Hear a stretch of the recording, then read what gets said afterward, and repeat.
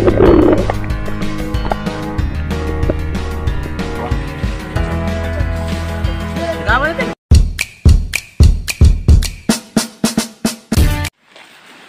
morning. So early morning drive tayo mga lods. Medyo malayo ang pupuntahan natin ngayon. So ito, naghahanda na kami para sa pagsisid sa araw na to.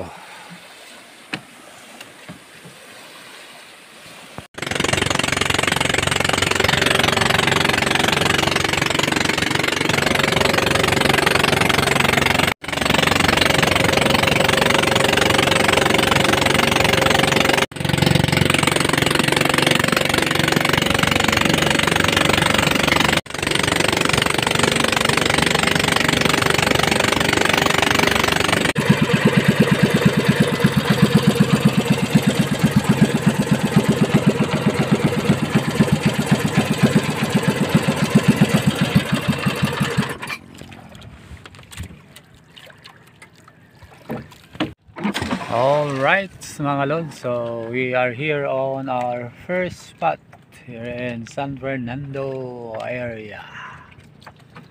So let's go and stay tuned for more actions down there. So ito, naghahanda na tayo sa pagsisid natin mga lods. At muli tayo ay nagpapasalamat sa lahat ng mga sumusuporta natin dyan. Let's continue to support this newbie YouTube channel of mine. Thank you.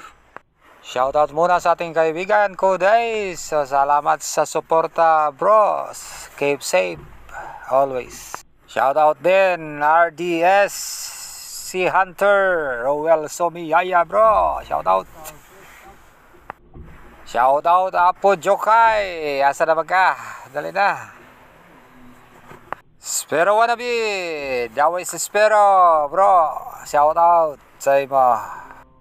Shout out Craig Acosar of Surigao City. Thank you for the support. Shout out din sa bagong kaibigan natin, Gian Navalta. Thank you for the support.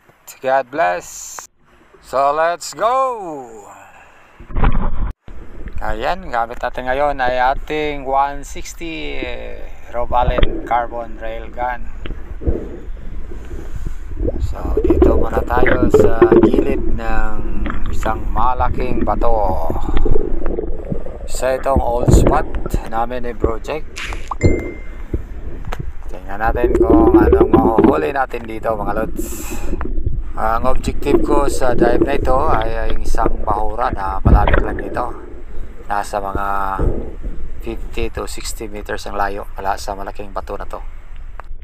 So ayan, done loading na po ang ating dalawang 16mm rubbers.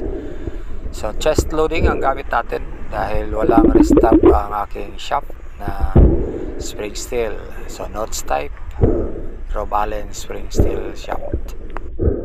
Okay, warm up tayo ngayon. So first dive of the day.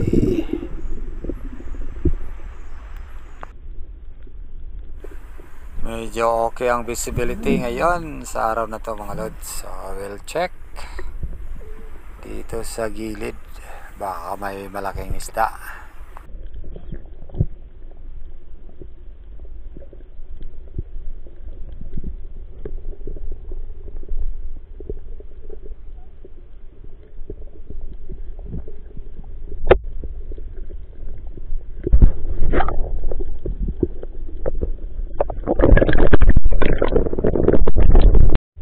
Pagkatapos ng dalawang sisid, pumunta ako dito sa aking objective na shoal. Ito. Bumaba tayo at may nakita tayong isang maliit na trevally. Drop bombing tayo mga lods. Ayan.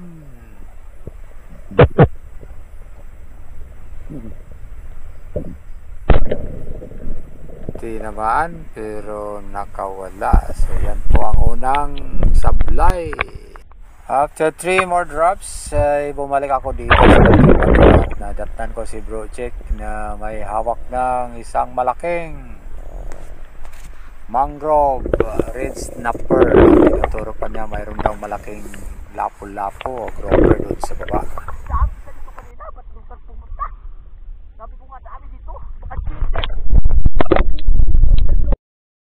Ayan, bumaba tayo dito sa may gilid na may butas. Check natin kung mayroon pang malaking isda. Pag nagawi kami ni Bro Jake sa spot na to, siya lang ang laging nakakahuli. So minsan lang tayo nakahuli dito, mga maliliit pa. Ayan, pre-fulling pa rin ang ginagawa natin. Sabi ni Bro Jake, dito sa area na to, maraming mga GT or malimango ang dumadaan dito o pumapasok. So sa banda doon sa may maliwanag, medyo malalim na po ang area na yan.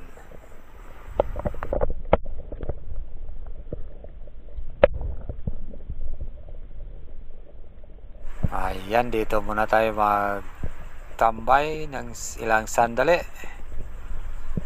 Baka mayroong dadaan na malalaking isda.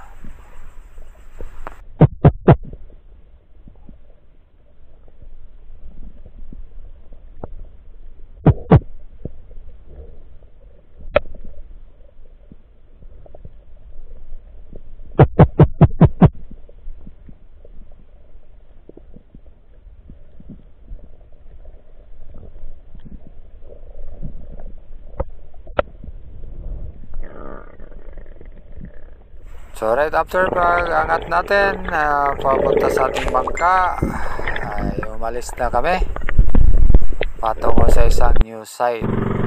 Yan ang huli ni Bro Jake na 2 pirasong malalaking isda, Giant Trevally at mangrove red snapper.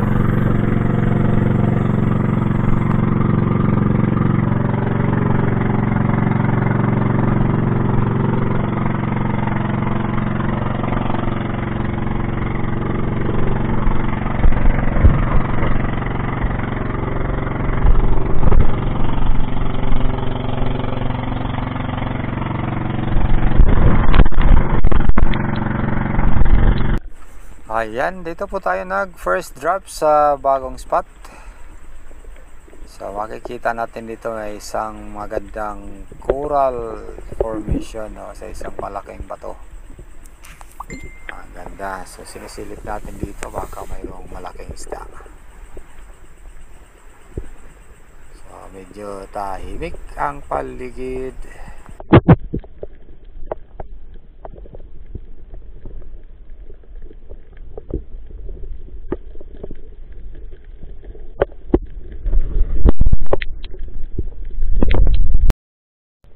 Lumipat tayo ng pwesto at dito nag-ambush tayo at ay nakita tayo ng isang maliit na trevally.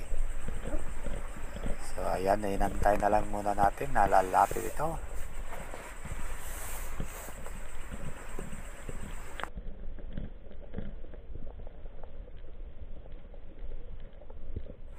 Ayan, sa pool po ang ating first fish of the day. Isang maliit na golden spotted trevally, mga lods. Maliit lang pero pwede na. At dito muli tayong bumaba at nag-set up ng ambush.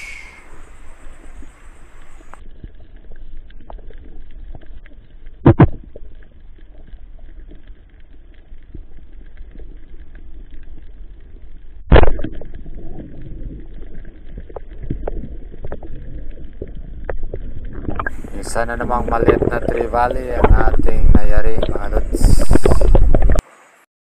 Medyo malakas ang agos area na to at mababaw. Ayan, relax mode muna tayo, mga lods. Ay, 2 pa lang maliliit ang huli ko. Si Bro Jake naman mayroon ng malalaking 2 isda na nahuli.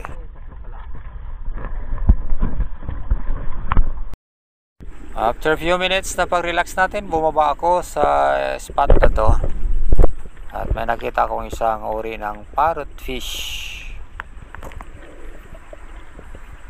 Kaya yan, hinintay natin na makakuha tayo ng rains.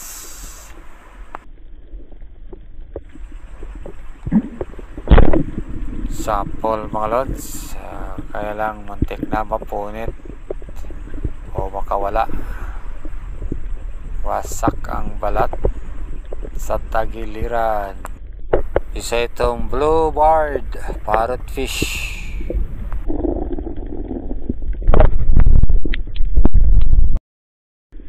Sa drop na to sa mababaw, nakahuli ako ng isang malit na trevally. Golden spotted pa rin yan. Gamit it's the Salt 75.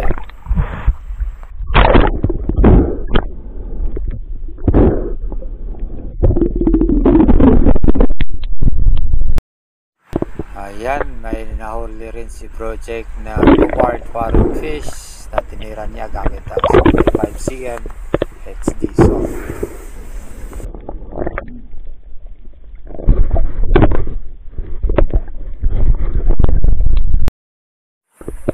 Ayan, Koidas mode tayo gamit ang 75 cm gun sa dalawang lipa na sisid natin mga lods. Lumipat kami sa medyo malalim na bahagi at dito may nakita tayong isang malaking parrotfish kaya binabaan natin. Dive bombing pa rin tayo.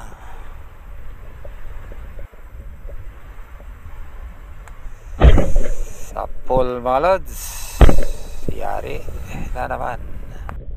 Sorry again parrot lovers. Sadyang masarap lang talaga ang mga parrotfish. Alright mga lods, may bonus pa tayo, isang malaking eagle ray, pero hindi natin ito pinana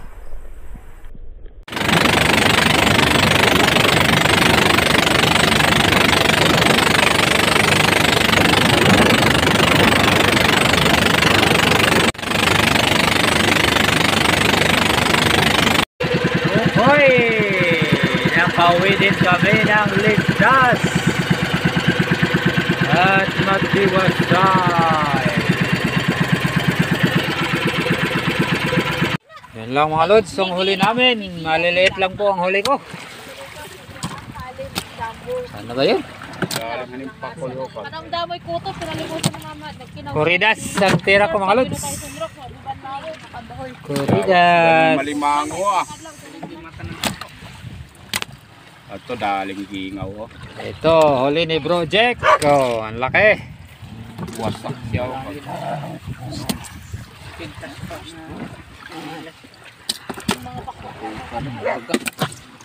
Wow. Yan, kay Project din yan. Kilos. Malimango. Palapu-lapu. Red mouth grouper. Kakawan natin. Kakawan eh. Oo. Okay mo. Dira ba nay? Bayawan ta pa Awin dito. eh. Hindi naman na Sir Bugsay. Kakaon ganin na si Santing ang ano. So thank you so much for watching. This is Silent Hunter Bogoy SB69. Please do not forget to subscribe to this